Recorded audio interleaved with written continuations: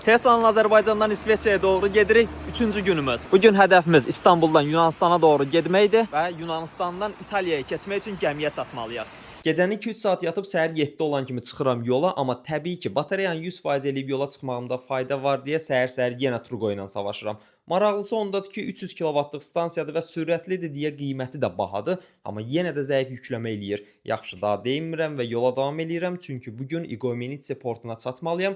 Çox az vaxtım olsa da çox uzun da getməli olduğum məsafə var. Cəmi 980 km. İstanbulda sonuncu enerji dolumunu eləyirəm, amma bu dəfə Trugodan yox, Zestdən eləyirəm və İpsala sərhəd qapısına doğru tez yola çıxıram. Sərhəd yoxlanışları edilir, Yunanistan tərəfi maşını əməllicə söküb tökür, eyni qayda ilə sığortada yoxlanılır və yola davam eləyirəm.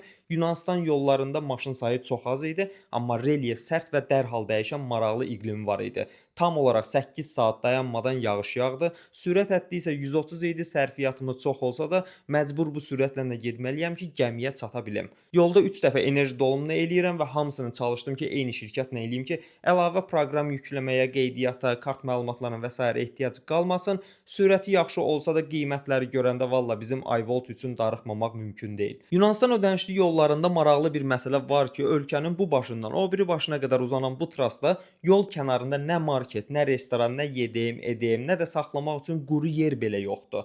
Düz tras. Bunlardan hansınasa ehtiyacın varsa, pullu yoldan çıxıb kənardakı kəndlərə girməlisən. Ağlınızda olsun. Sonuncu enerji dolumunu elə planlamışdım ki, gəmiyə çatanda 40%-dən aşağı enerjim qalmalı idi. Çünki bu gəminin qaydası idi. Düzdür, yoxlamadılar, amma yoxlasaydılar və normadan yuxarı olsaydı buraxmayacaqdılar. Gəmiyə birinci tırlar yüklənir, daha sonra biz asta-asta yerimizi alırıq. Gəminin içi isə çox rahatdır. Həm kupelər var, həm oturacaqlar. Caspian Breeze Travel isə bizim üçün kupe planlamışdı, amma tam ətraflı növbəti vloqda danışacağam, özü də qiymətləri ilə birlikdə. İndi isə istirahət vaxtıdır.